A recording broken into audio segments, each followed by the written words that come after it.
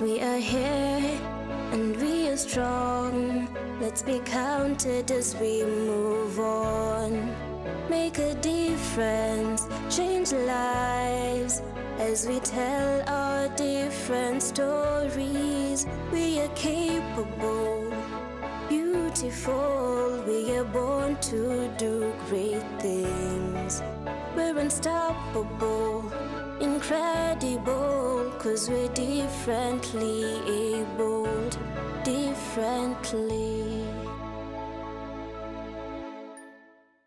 Hello there and a warm welcome on Able Differently. We hope you're enjoying your weekend from wherever you are watching us from. In life, we have to take chances in almost everything that we do in order to be successful. Today, we are going to focus on individuals who in their lives are taking chances to make things better. I am John Morioki. And I'm Jen Theory. Welcome. 'Cause we're differently abled, differently. Anastasia Atieno is a single mother of 2 children with special needs.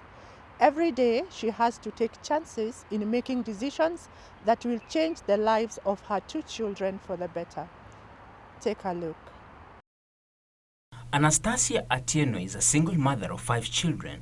Mimi ni mama wa watoto 5, naishi South B, kijiji ya Fotanyayo. Mimi nafanya kazi za kibarua za kufua. Mtu anaweza niita nifulie, kumfanyia hata cleaning.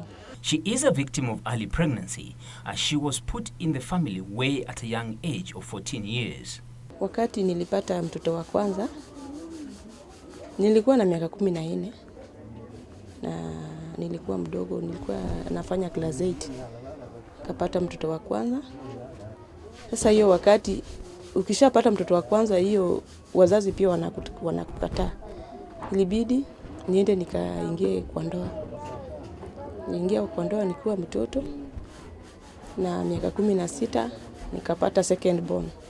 In marriage, questions arose as to why they had 2 children with special needs. Her third-born son, Stephen Owino, delayed in walking up to the age of 4 years, which was a great challenge for her. Wakati alikuwa na hiyo miaka 4, alikuwa anatembea na hiyo shida ikamlemea, sasa hakuwa anaweza kutembea. Sasa ikawa ni changamoto, kwa namfungia kwa nyumba, namweza kumfungia ili ndio niweze hata kutembea nje nitafute. Juu wakati mzee aliingia kwa pombe, alikuwa anakunywa sana. Although Anastasia had challenges in enrolling her epileptic children to school, her persistence finally paid off. Unfortunately, at a time when she needed her husband the most, he packed up and left. Sasa huyo mama ndiye alinielekeza kwa shule inaitwa Songa Mbele. Ndipo niliweza kupeleka hao watoto. Wakati nilienda Songa Mbele, tayari mzee alikuwa ametutoroka kwa nyumba. Ilikuwa na hiyo wakati nilikuwa nimepata mtoto mwingine wa 5 sasa. Alikuwa mdogo, alikuwa na miezi 6. Wakati mzee alikuwa anatutoroka kwa 2015 hawa kiingia Songa Mbele. To ascertain the real challenges that her children were facing, she was advised by the school to have an assessment test done. Sasa nilienda Bagathi miezi 3. Bagathi walinitransfer Mathare Hospital. Wakati walinitransfer Mathare, nilienda Mathare Hospital. Mathare walisema watapima watoto akili kwanza, wafanyiwe EEG. Ndipo wajue shida ni nini ndio tuendelee. Na walinitisha pesa sikukuwa nayo. Nikarudi kwa shule Songa Mbele. Ndio waliweza kunilipia hiyo EEG na watoto walifanyiwa EEG na wote walipatikana kuna shida ya epilepsy. Without a stable income, raising her special needs children is quite expensive as they fully rely on medication to prevent violent behavior. Hizo dawa akikosa kumeza hata dawa moja, hiyo siku hawatakuwa watakuwa watu wabaya sana. Saa zingine wanakuwa wakali. Saa zingine anaweza kushikwa na hasira huko nje achape mtoto wa jirani. Ripoti inaletewa hapa. Sasa huwa najaribu sana ili niende clinic na nipewe dawa, na dawa pia ni expensive kununua. Her eldest daughter is currently doing hairdressing after sitting for her primary education. Last year Songa Mbele walifanya bidii na yeye ili aweze akafanya KCPE. Afanye KCPE ili waweze kumpeleka kwa shule skills. Na alifanya KCPE na katoka na marks ya 123. Sasa walimpeleka kwa skills, inaitwa St. Bakita. Anafanya beauty. Inaitwa aje? Beauty. Hairdressing na beauty. Epilepsy is a hidden disability that in itself poses a risk for these children, as they are mentally incapable of making sound decisions or judgment independently. Mental yake si ya kawaida ya binadamu. Unaweza muona akitembea kwa njia udhanie ni ako sawa, lakini hayuko sawa. Saa zingine anaweza enda akose kurudi on the time. Nikirudi nipate hayuko, masaa yake ya kuingia haijafika, inabidi mimi tena niondoke niende nikamtafute. Juu akienda mahali aingie mahali na aanze kupiga story. Anaongea anasahau kama kuna mahali alikuwa anaenda. Sasa inabidi nitembee nikiambianga watu wenye wanamuelewa saa hii. Akienda akianza story. Hao watu wanamwambia sasa enda kwa nyumba, mama nakutaka ende uoshe vyombo. Ndio sasa anarudi. It's beyond Anastasia's control to protect her son. Stephen Owino is a friendly young man who, due to his condition, can get violent and will borrow either food or money from people who are unaware of his condition. He constantly faces unwarranted beatings. Huyo kijana anaweza enda na potee, ama anaweza kukuomba kitu kwa njia. Kuna wale wanamuelewa. Anaweza kukuomba, anapenda kuitisha chapati ama mandazi. Kuna watu wanambai hapo nje. Na kuna watu pia wanampiga. Sasa pali niko sikuangi na utulivu. Akili yangu yote inakuanga tu kwa watoto. Naangalianga tu watoto. She has tried all avenues to get the husband to support her, but in vain. Nilienda kwa children's ofisi ya watoto hapa Kariako. Nikaenda kustaki, nikawaelezea vile niko. Na vile niko jobless, na watoto wako na mahitaji mingi. Na niliwalilia nataka baba yao anisupport. Na waliniandikia barua, wakaniambia nimtafute, nihakikishe nimempatia hiyo barua.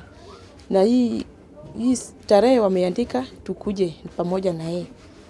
Na nilifanya bidii nikamtafuta, nikampatia barua. Na hiyo siku alikuja.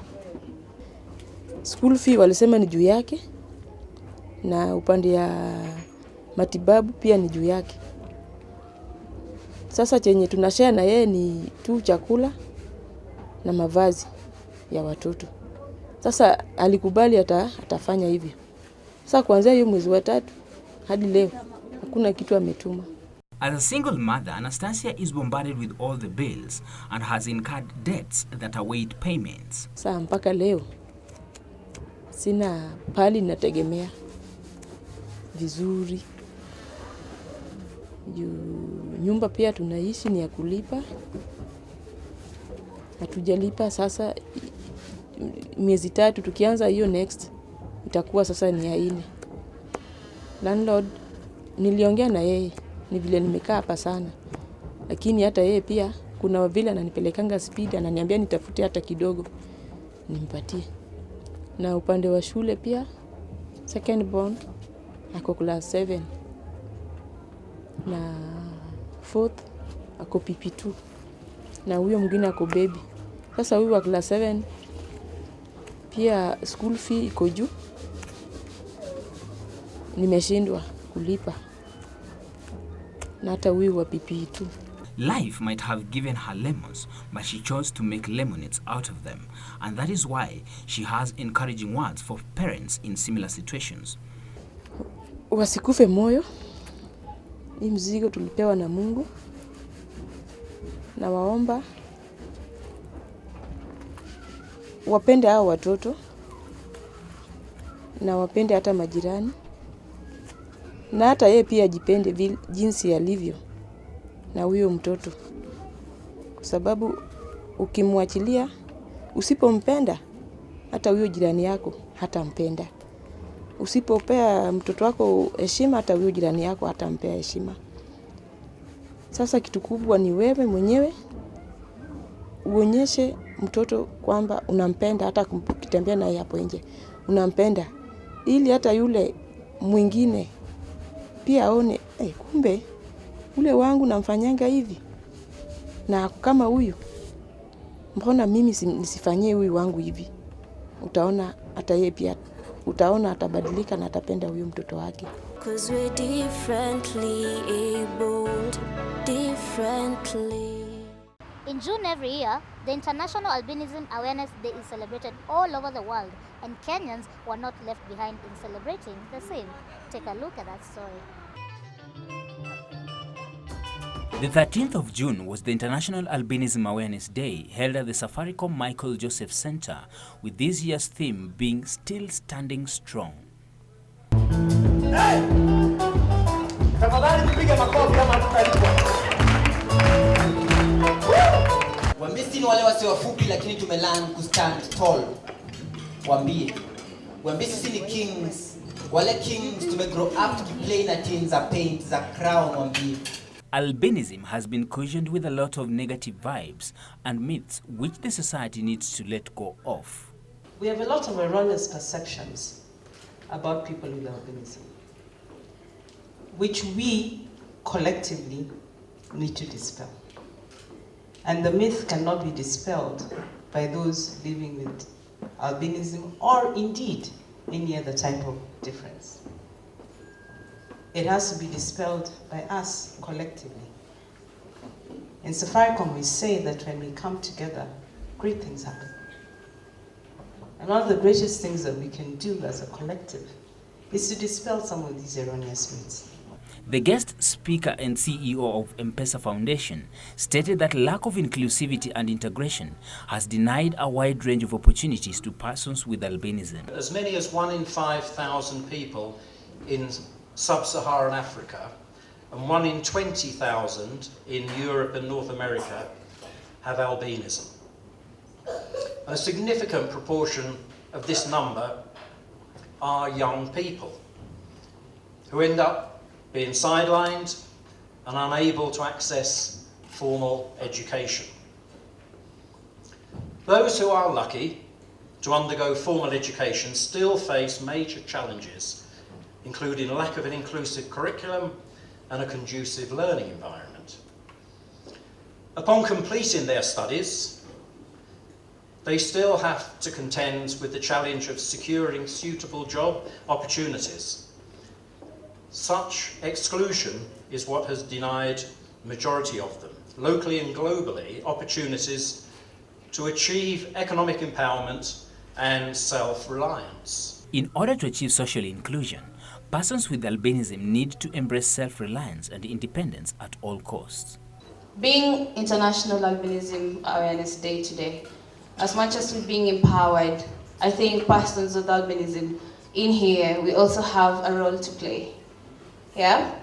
We have been given an opportunity with partners, with the different organizations in here to do more. And, you know, right today, I can say I've been empowered.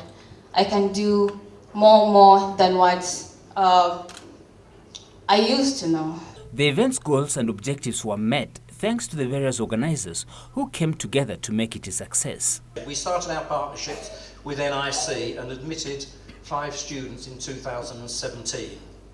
We then admitted a further 2 in 2018, and we're continuing to work with NIC for the 2020 intake. To date, we sponsor 70 students through the Dr. Choksi Albinism Foundation. We started with these kids from as young as kindergarten, and we are committed to see 70 children through their entire education. At the end of the day, The dinner event was not only a commemoration but also an achievement to some of the participants. I am too white to be black, too black to be white. I defy the definitions of sight. How hard it is to be different in a world full of mirrors, with a belief that the reflections should always be the same, that the sun should always shine the same, but it never does. Let's take a short break and we'll be right back with more. Don't go too far. 'Cause we're differently abled, differently. 'Cause we're differently abled, differently.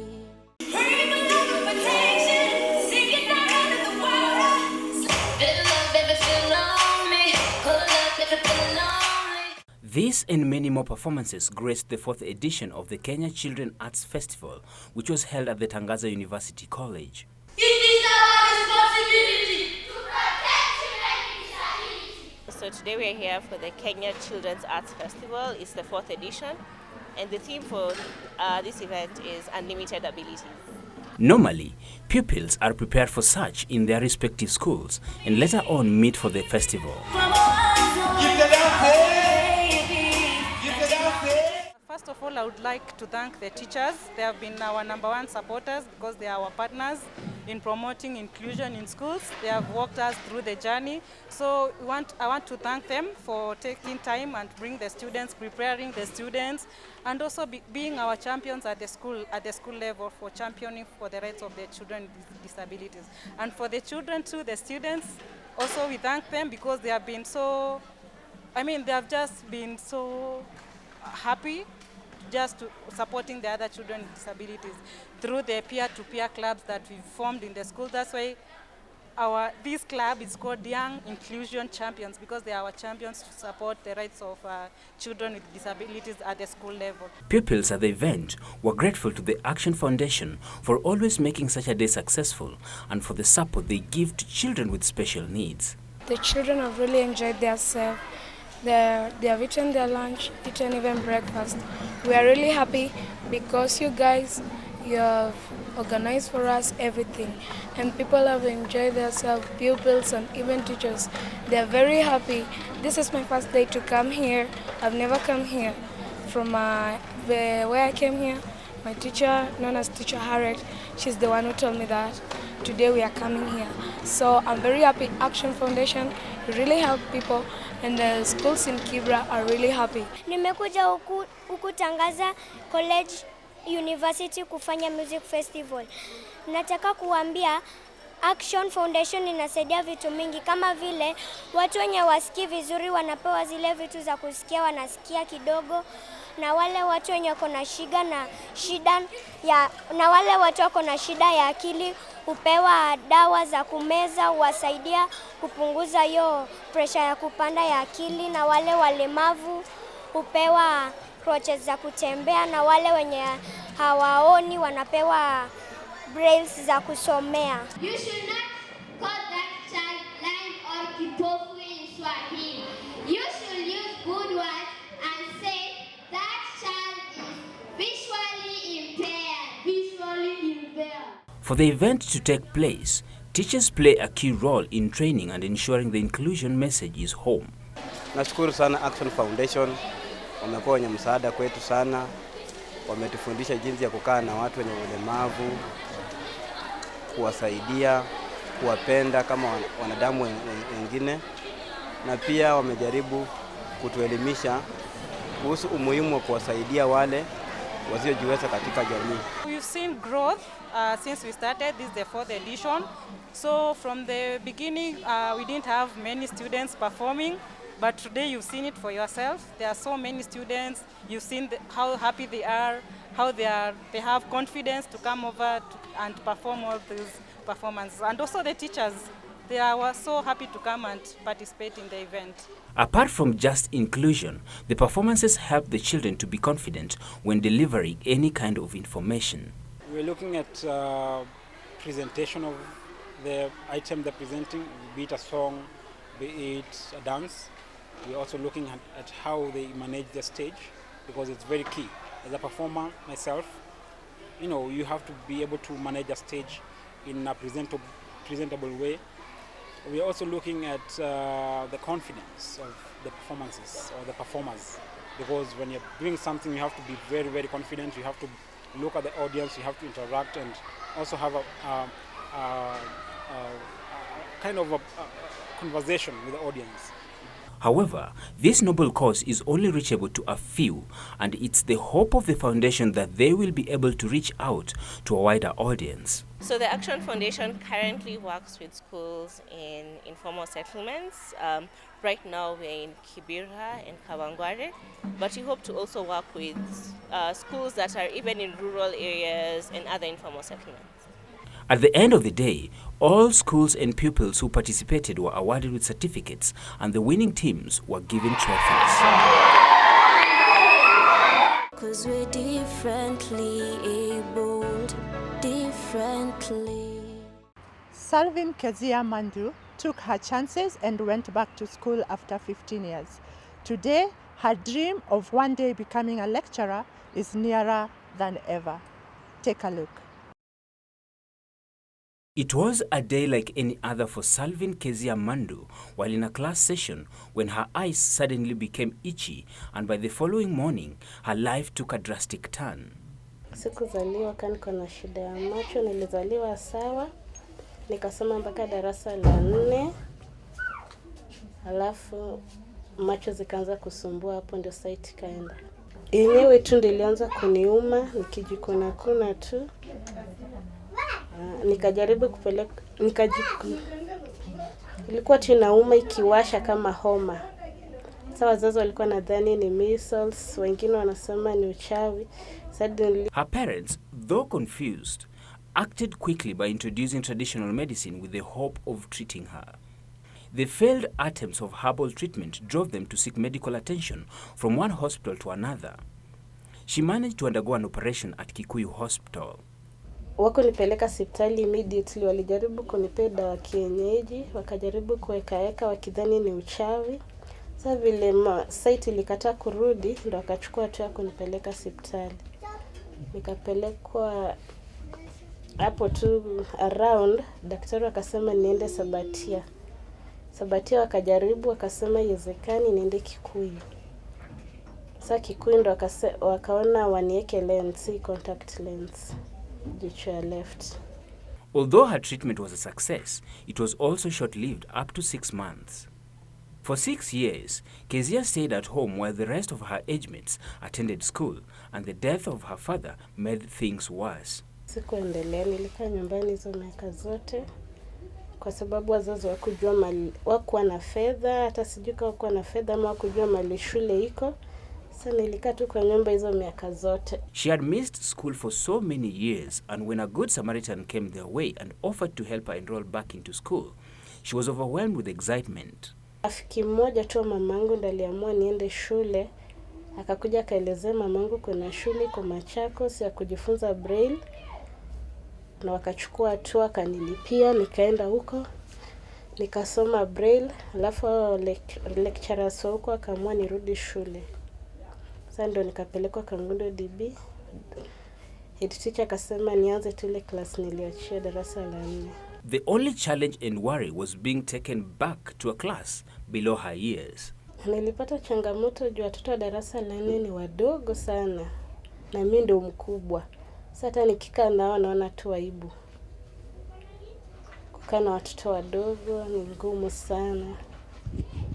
Ni kujikaza tu juu natamani kusoma. Kezia faces some challenges that she willingly shared with us, among them walking. Kabla site ijapotea, nilikuwa naweza enda kucheza, naweza osha vyombo. Sasa vile site ilipotea, nikarudi nikawa kama mtoto mdogo. Sasa hata akienda kazi, atahakikisha amepika, ameweka chakula hapo karibu na mimi. Jakieka mbali sizichukua. Sasa alikuwa na ngumu sana. Despite many challenges, she is determined to pursue her dream career and make it in life. She is gifted in hairdressing and takes a lot of pride in making her clients look pretty. Nilianza kujishuka tu kwa kichwa yangu pole pole. Nikaanza kushuka doli. Vile niliona najua kushuka, ndio nikaanza kushuka watoto. Wazazi wao wakaanza kuona na nikaanza kushuka sa kila mtu. Mtu akikuja na niulizia na mshuka. Kezia felt the need to make use of this opportunity to advise caregivers and parents to children with special needs. Wazazi wale walizaa watoto na disability, kitu ya kwanza ni kuwapenda. Kuwapenda utaona ni mzigo kwao. Lakini ukikosa kuwapenda utaona ni mzigo kwao. Na wale watu walipata disability kama ni wakubwa, wasipojipenda wataona maisha ni bure. Kitu ya kwanza ni kujipenda ndio upendwe na watu. 'Cause we're differently abled, differently. Let's take a look at the UN Convention on the Rights of Persons with Disability. Article 6 of the UN Convention states that state parties recognize that women and girls with disabilities are subject to multiple discrimination, and in this regard shall take measures to ensure the full and equal enjoyment by them of all human rights and fundamental freedoms. In the quote of the day, we take a look at the saying that goes, "What defines us is how well we rise after falling." What do you think? Well, John, what I think about this is simply that whenever you find yourself in a rough patch, a rough situation in life, do not despair, because we are meant to go through these experiences to become much better and stronger as we move on in life. So don't despair, keep on going on. That's all for today. It's been a pleasure to have you on board. See you again next week, same time, same place, God willing. I'm your host, Jen Theory. And I am John Murioki. Goodbye.